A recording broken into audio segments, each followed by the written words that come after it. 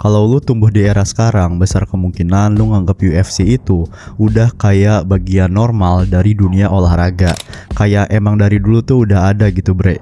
Udah mapan, udah legit.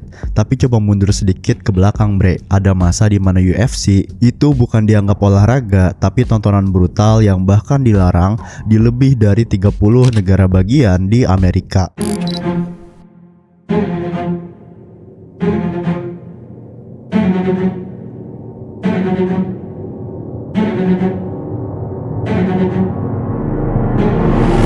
Waktu itu banyak yang nyebutnya bukan MMA, tapi human cockfighting. Pertarungan manusia tanpa aturan yang jelas, tanpa batas, di mana orang literally itu duduk di atas lawannya dan mukulin wajahnya berkali-kali. Buat sebagian orang itu kan bukan sport ya kelihatannya, itu cuman kekerasan yang dijual sebagai hiburan. Gak heran kalau politisi itu langsung turun tangan waktu itu. Mereka ngelihat ini bukan sekedar kompetisi, tapi sesuatu yang narik penonton dengan alasan yang salah. Orang-orang yang datang cuman buat nonton orang lain disakitin. Bahkan komisi atletik itu pun nolak kalau elu nggak bisa bikin pertarungan tanpa regulasi, kata mereka. Dan di titik itu UFC hampir mati sebelum benar-benar hidup. Tapi semuanya berubah ketika Fertitta bersaudara dan Dana White itu masuk lewat Zuffa. Dari perusahaan yang nyaris bangkrut, mereka bangun ulang semuanya. Pelan-pelan, dari aturannya diperjelas, brandingnya diperbaikin, dan UFC mulai diterima. Sampai akhirnya tahun 2016 mereka ngejual organisasi itu seharga 4,2 miliar dolar. Sekarang di bawah payung TKO dan deal miliaran dolar dengan platform besar, bisnisnya justru lagi di puncak-puncaknya. Dari luar ini tuh kelihatan kayak kisah sukses bre, tapi kalau lu gali sedikit lebih dalam, ceritanya kagak sesederhana itu. Karena di balik lampu terang oktagon ada suara-suara yang gak selalu kedengeran, kritik yang gak pernah bener-bener hilang. Bukan cuman soal apa yang terjadi di dalam cage-nya, tapi juga bagaimana bisnis ini dijalankan bre. Bahkan banyak petarungnya sendiri yang bilang hati-hati kalau mau masuk ke dunia ini, karena resikonya seringkali jauh lebih besar daripada imbalannya. Ada satu realita yang jarang dibahas secara jujur. Banyak orang ngelihat petarung UFC itu sebagai puncak, ada fame, uang, status, tapi kenyataannya sebagian besar itu nggak pernah sampai ke sana. Ada cerita tentang seseorang petarung yang dulunya tuh ngelihat idolanya sebagai sosok keren di gym, ngajar, sparring, kelihatan hidupnya tuh ideal. Tapi bertahun-tahun kemudian dia sadar idolanya itu cuma dibayar 20 dolar per kelasnya, dan tiba-tiba semua ilusi itu runtuh di mata dia. Itu jadi momen dimana elu harusnya mulai ngerti kalau nggak semua yang kelihatan keren itu bisa berujung baik. Banyak petarung yang akhirnya bangkrut, miskin, bahkan nyesel dengan pilihan hidupnya mereka. Dan yang lebih kejam lagi, bahkan kalau lu sempet jadi yang terbaik sekalipun, kagak ada jaminan hidup lu bakal aman setelah itu bre. Sekarang kita masuk ke inti yang lebih gelap. Di atas kertas MMA itu jelas berbahaya, dipukul, ditendang, dicekik. Tapi ironisnya salah satu hal paling mematikan justru bukan saat bertarung, tapi sebelum itu, yaitu proses weight cutting atau pengurangan berat badan. Biar bisa masuk ke kelas tertentu, petarung sering banget memaksa tubuh mereka turun berat badan secara ekstrim. Mereka dehidrasi dirinya sendiri, nurunin belasan kilo dalam waktu singkat. Dan di beberapa kasus kondisi mereka udah hampir roboh bahkan sebelum naik ke timbangan bre. Ada yang sampai pingsan, ada yang tubuhnya udah gak kuat berdiri. Dan ini bukan kejadian langka, ini bagian dari sistemnya emang. Salah satu cerita paling gila datang dari Darren Till. Demi bisa bertarung, dia ini ngedorong tubuhnya sampai batas ekstrim bre. Sampai di satu titik beberapa jam sebelum timbang badan, dia kehilangan penglihatannya, buta sementara. Bayangin coba lu bre, lu bahkan belum bertarung tapi tubuh lu udah mulai shutdown. Dan yang lebih pahit, dia tetap kalah di pertarungannya itu. Petarung lain kayak Chris Cyborg itu bahkan pernah terlihat menangis saat menjalanin proses ini.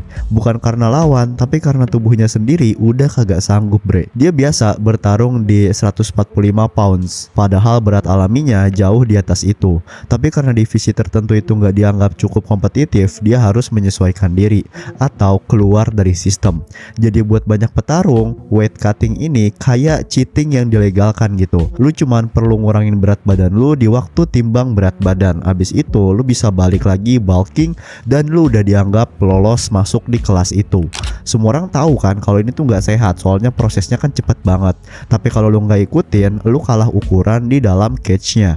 Dan di dunia pertarungan, selisih ukuran sekecil apapun itu bisa jadi pembeda antara menang atau KO. Masalahnya juga nggak berhenti di situ, bre. Karena dari semua proses ini, dehidrasi ekstrim, tubuh lu melemah, justru tuh bikin resiko cedera yang lebih serius jadi makin besar, terutama cedera otak. Dan ini bagian yang paling mengerikan. Di UFC, trauma otak itu bukan kemungkinan, bre. Itu udah hampir pasti kalau dilihat dari statistiknya. Pukulan, tendangan, lutut ke kepala, bantingan, semuanya kan akumulatif ya. Sedikit demi sedikit, tapi dampaknya bisa permanen. Banyak petarung yang akhirnya mengalami gangguan serius, kehilangan memori, perubahan perilaku, depresi, bahkan dorongan untuk bunuh diri. Ada yang terang-terangan bilang kalau tanpa obat yang dia konsumsi sekarang, dia mungkin udah akan mengakhiri hidupnya sendiri. Beberapa didiagnosis dengan CTA, penyakit degeneratif otak yang disebabkan sama benturan berulang. Efeknya pelan, tapi itu pasti. Lu mulai lupa sama hal-hal kecil, terus lupa sama nama-nama orang terdekat, terus lupa siapa diri lu sendiri.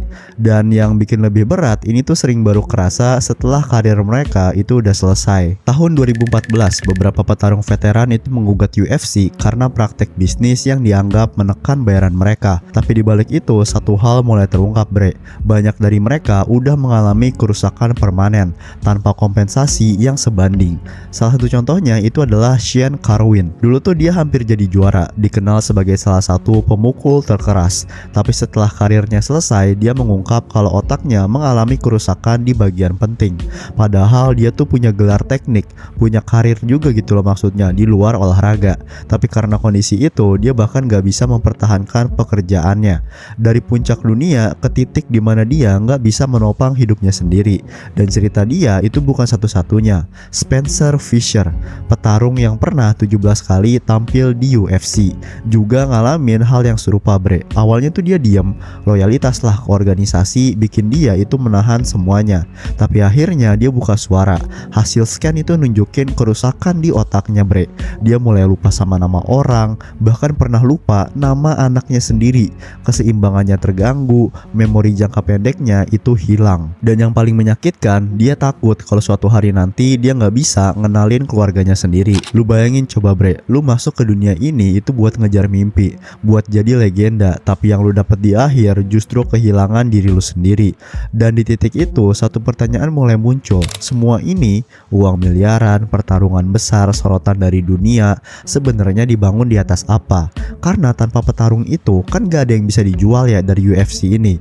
Kan para petarung ini gitu loh main attraction-nya. Tapi justru mereka yang paling banyak menanggung konsekuensinya, bre.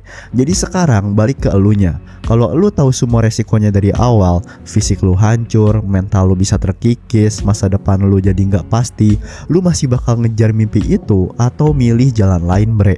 Tulis di kolom komentar. Kalau lu dengar langsung dari orang yang ngalaminnya sendiri, ceritanya kan jadi beda gitu rasanya. Spencer Fisher tadi itu pernah bilang kalau dulu dia tuh sempat berharap ada yang bakal bantu. Waktu dia masih aktif, masih berguna, telepon itu selalu masuk ke dia.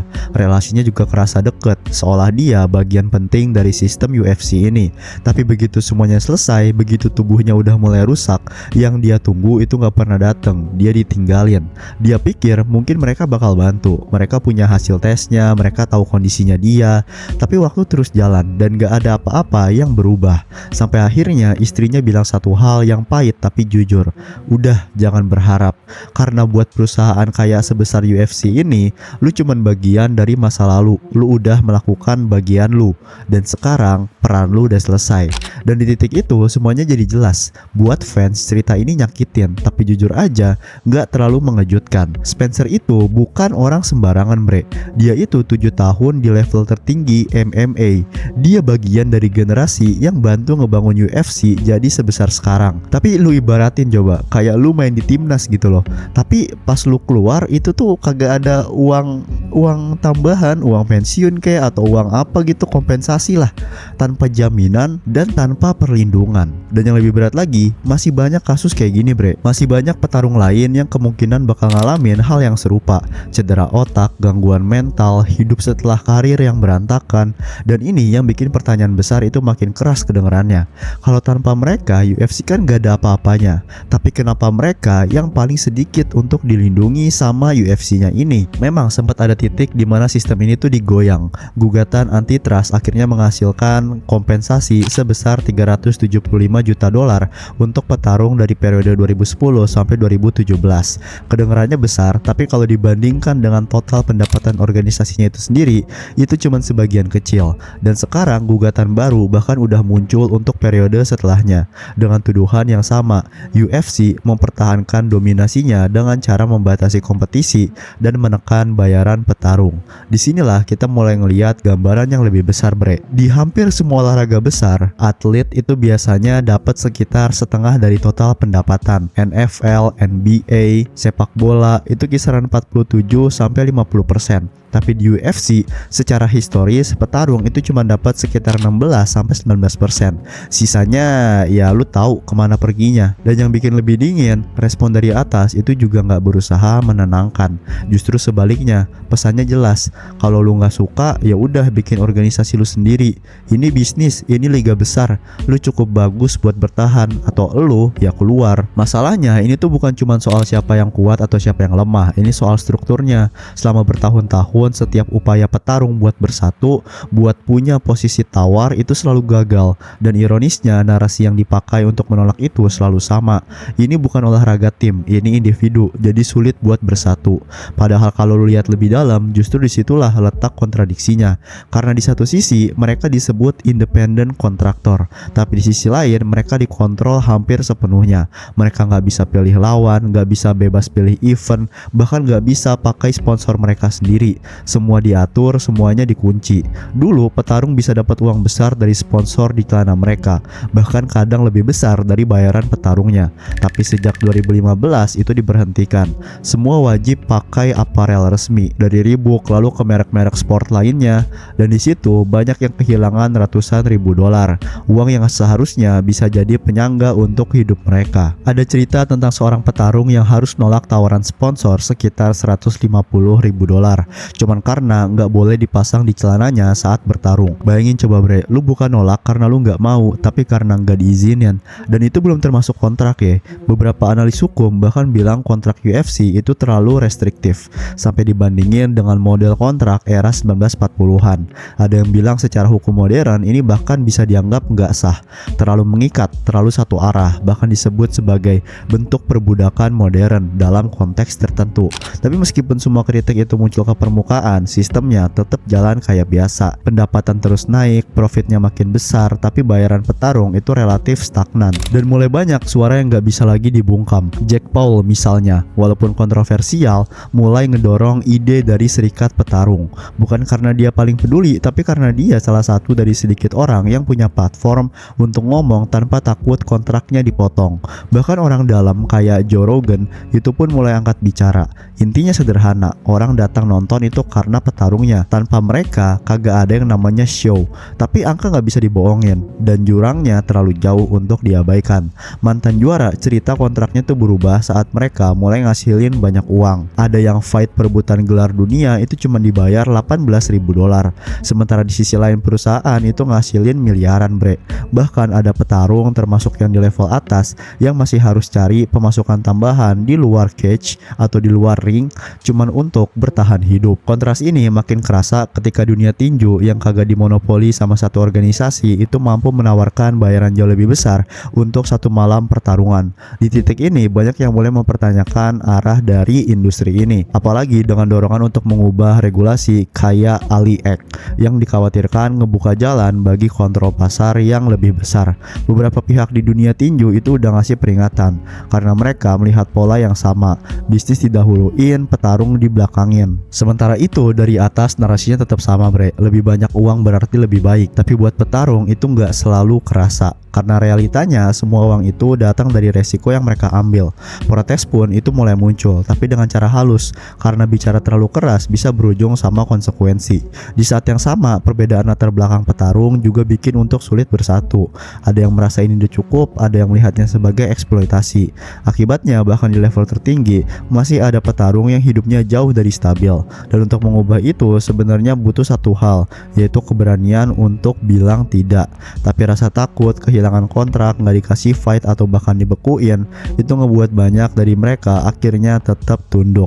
Mereka nggak benar-benar punya pilihan, hanya menerima atau kehilangan penghasilan. Tekanan seperti ini bahkan membuka pintu ke sisi yang lebih gelap, di mana ada pembicaraan soal mengatur hasil demi uang cepat, demi quick money. Sementara itu organisasi terus berjalan tanpa hambatan. Event besar, deal besar, investasi besar, seolah semuanya tuh baik-baik aja. Disitulah gambaran besarnya jadi terlihat. Dengan dominasi yang kuat dan tanpa serikat yang solid, sulit ngebayangin perubahan besar dalam waktu dekat. Petarung tetap jadi pusat pertunjukan, tapi bukan pusat kekuasaan. Harapan mungkin cuma datang dari meningkatnya kesadaran publik. Semakin banyak orang yang mulai melihat apa yang sebenarnya terjadi di balik layar. Karena pada akhirnya olahraga ini justru dibangun dari pengorbanan mereka. Tentu aja harga terbesar justru dibayar oleh orang-orang yang berdiri di dalam oktagon. Dan itu jujur aja bagian yang paling susah untuk diabaikan. Oke Bres, gitu aja buat video gue kali ini. Gimana menurut lo? Kalau lo suka jangan lupa like, comment, share, dan subscribe channel ini. Sampai jumpa lagi di video selanjutnya. Dadah.